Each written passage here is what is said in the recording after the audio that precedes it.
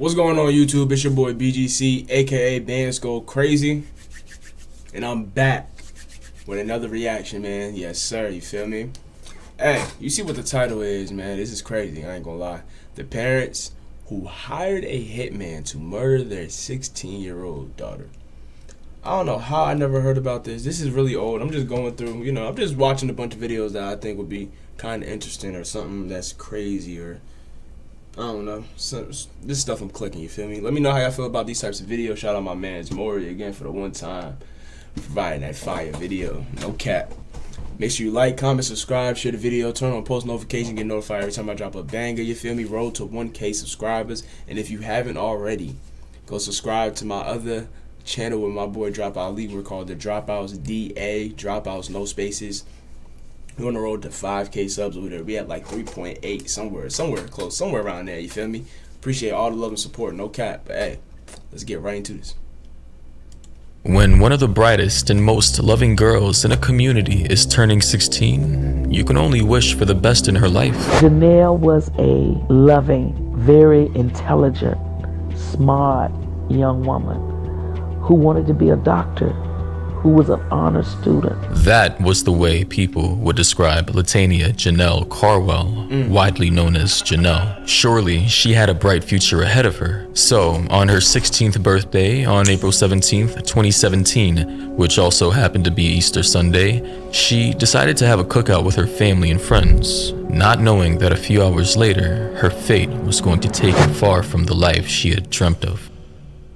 Now, Janelle had a seemingly pleasant and peaceful life next to her little sister, her mother Tanya Tripp, and her stepdad, Leon Tripp. As a teenage girl living in Richmond County, Augusta, Georgia, Janelle just wanted to become a doctor someday, which reflected the kind of heart that she had. And that is why what happened on the night of Good heart, man. Not a lot of people want to really become doctors. Some people are forced. Some people, you know what I'm saying, like some people are, like I said, some people are forced and some people just feel like they just want to do it just because of the money, you feel me? But some people, they really want to help people, you feel me? And I wouldn't be surprised if she had that type of heart, no cap. I wouldn't be surprised at all. That's crazy, man. Knowing that you gotta be, I wouldn't say knowing that you gotta be afraid, but knowing that it's possible for your own birth parents to really call somebody upon you to kill you, like that, I didn't think, like a hitman, like wow, like a hitman is absurd, I ain't gonna lie. Like killing a child in general is already absurd, but like, bro, the length of her birthday took everyone by surprise. On that night, her mom went to bed early while Janelle and her stepdad stayed up celebrating, or at least that's what Janelle's mom told the police. But it seems like they didn't stay up that late, as it was reported that by midnight, Janelle was already in bed. However, a few minutes later, she was woken up by her stepdad, who asked her to go with him all the way to Clarks Hill, South Carolina. And since it was only a 28-minute drive, it didn't seem like that big of a deal to her, except that it was almost 1 a.m. in the morning. So you all may be wondering, why would he need his stepdaughter's help at this time of night? What stepdad wanted his daughter to go with him to help another guy at 1 o'clock in the morning? He said he was going to help a friend who was having problems with his car. And why do you need her for that?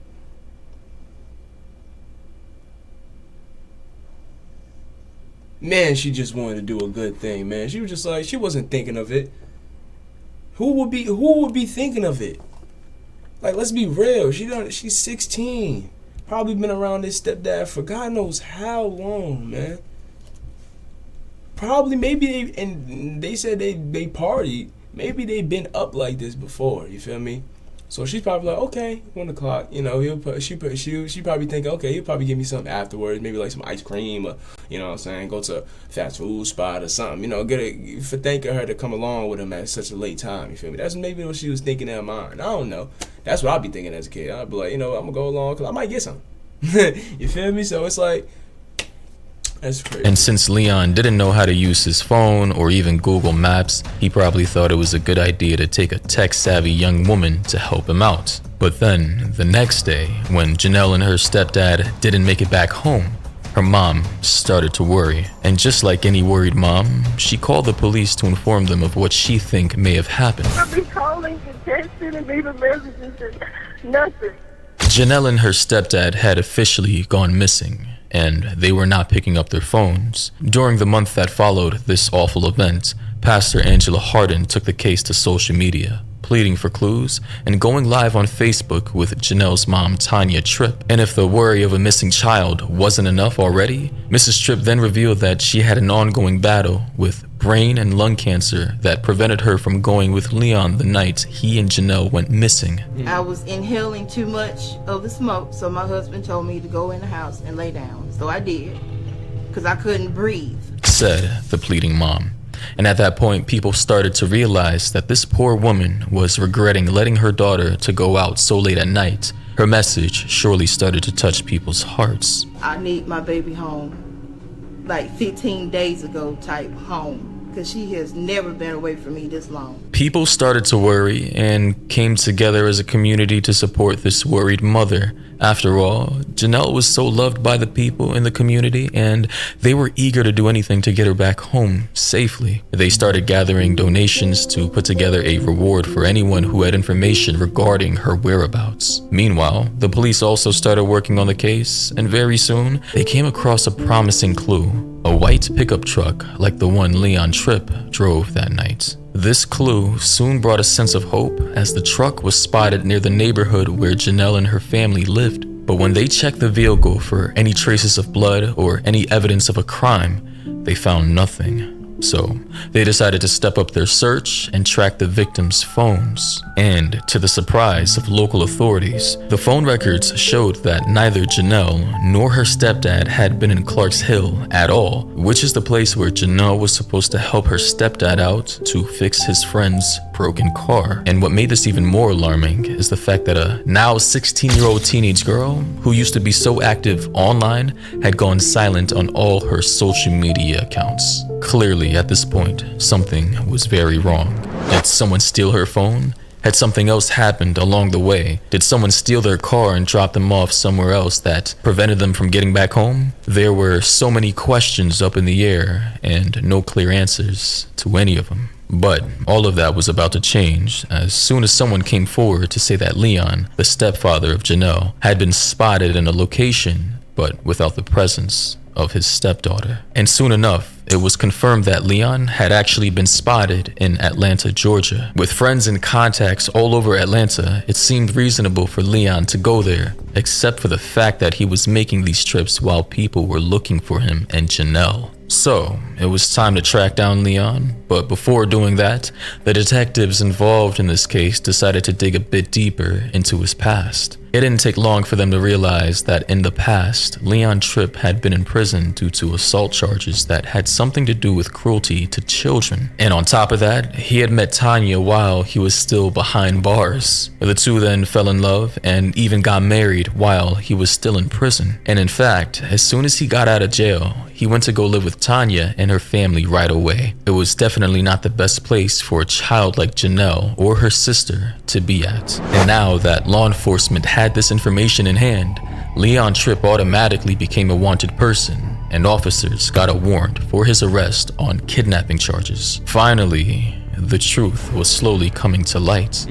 But there was just one person who didn't seem okay with any of this, and that person was Tanya Tripp, Janelle's mother. She did show concern for her daughter, but when I asked her, hey, investigators believe that he's taken her, she was very defensive. Everyone was concerned about Tanya's reaction to the news. I mean, obviously, she didn't want to think the worst of her husband, but at the same time, she had to understand that he was the one linked to her daughter's disappearance. So, shouldn't she be a bit more concerned? Was she blinded by love? Was she in denial? Was she delusional? Or was it something much worse? However, soon after that, it didn't take too long for things to make sense and for the pieces of this puzzle to come together. This is crazy. Just like, this is crazy, bro. Just thinking about how, like, you just never know, bro. You just never know, bro. One day is you love this person, or this person loves you, and the next day they hate you, or they're trying to get away to get rid of you, or they're jealous of you, or whatever the case may be. You never will know unless, like, they really actually show it, or they really actually say it. But like, if they're hiding it behind closed doors, like every time they come around you, they still see the same. They still seem like the same jolly, happy person. You don't know what they're saying behind closed doors, though.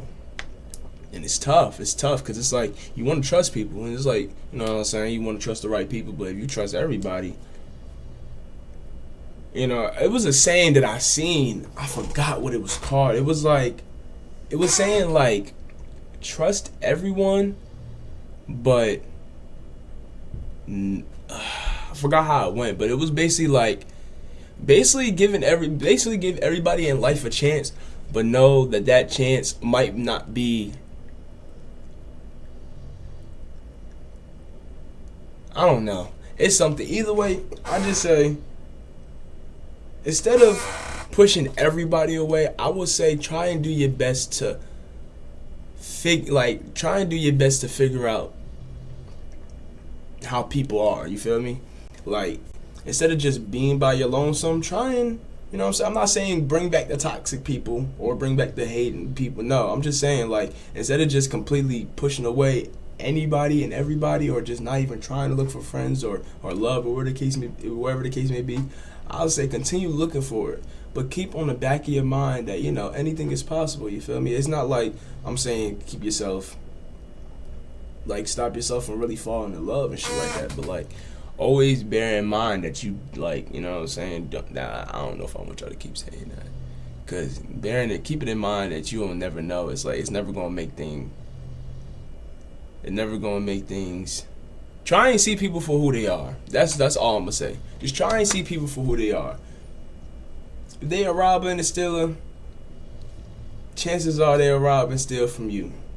If they a nigga that talk shit about a lot of their friends, probably a person that's gonna talk shit about you. You feel me? I don't know. It's just shit like that. You feel me? As investigators followed through and connected the dots, they naturally came to find Leon Tripp at a U-Haul facility in DeKalb County. And sure enough, the man was not alone, because right beside his side, there was Tanya Tripp herself. We were extremely shocked when we found her and him actually together. And that's when we really got that sick feeling that... No way. Bro. You know, this case is really not heading in a good direction. But according to Tanya at the time, she had a reason to be there. And she said she just so happened to be going to Atlanta and suddenly found Leon there by accident. But at this point, no one was buying her stories. You found him there by accident and just stayed there, didn't call the police, no nothing?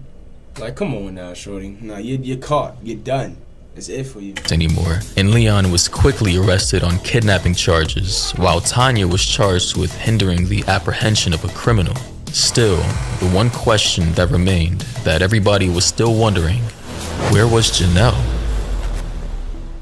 That's now, what I'm saying, while the bro. authorities kept trying to find answers to this question, other clues began to become clearer. For example, when Tanya told the police that Janelle and her stepdad had gone missing while going to Clarks Hill, South Carolina, what Tanya was actually doing was just sending the authorities away for a diversion, you feel me? in the wrong direction, buying more time for Leon to take Janelle wherever it was that he had taken her. Moreover, it was discovered that Tanya didn't have cancer at all. She had just made the whole thing up. This revelation obviously got many people upset, and Tanya just kept digging herself into a deeper and deeper hole of lies. As she was processed, she gave different interviews with slightly different stories.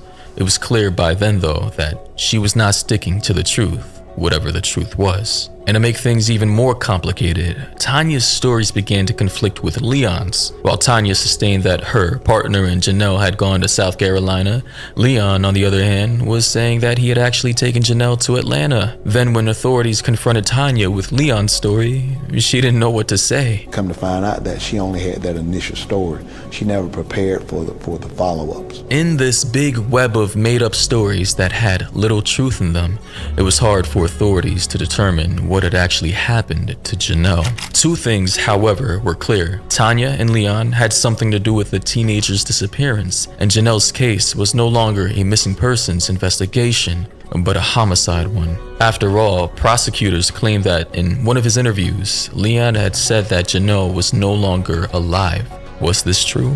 Or was it just another made-up story? Disturbingly, the truth came to light a little less than a year later, in late March 2018. This truth wasn't pretty, and it was definitely not what people were expecting. We received a phone call from a citizen and had discovered what they believed to be human remains. When an unlucky resident of Augusta, Georgia was checking out the backyard of a vacant home, he came across a bone sticking up from a shallow grave. He, of course, quickly called the authorities to help him determine what was going on. And, to their surprise, those bones were the remains of Janelle Carwell. Since Janelle had gone to the dentist a few days before her birthday, authorities were able to identify her from dental records. Both Tanya and Leon were charged with murder. In fact, Leon even got the death penalty. But finding Janelle's body was not enough. The reason for this unfortunate death was still not clear, and no one really knew how Janelle's remains ended up in the backyard. The one thing, though, that started to become evident was that somehow Leon and Tanya were trying to get rid of Janelle. And how did...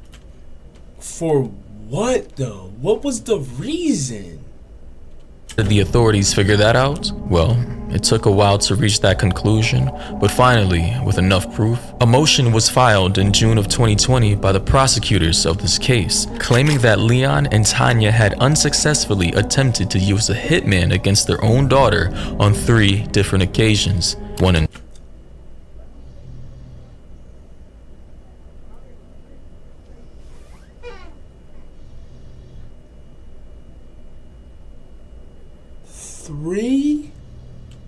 September of 2015, then 3 months later in December 2015, and one more time in October 2016. Why would these parents do that?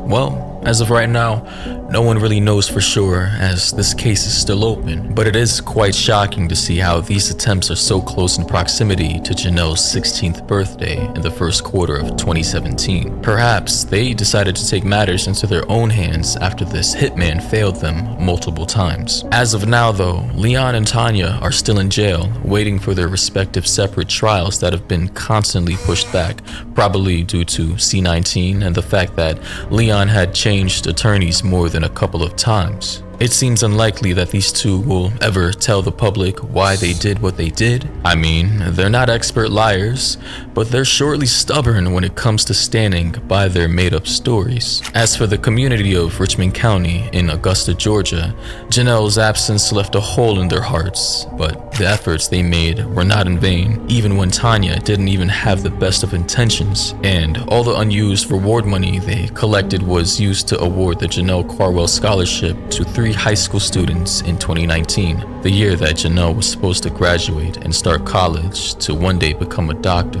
That give me, bro, that shit gives me chills. I don't even know if y'all can see for real. That shit give me chills for real. Like, this shit is really like, that is really some slimy shit, bro. Like, that's, bro.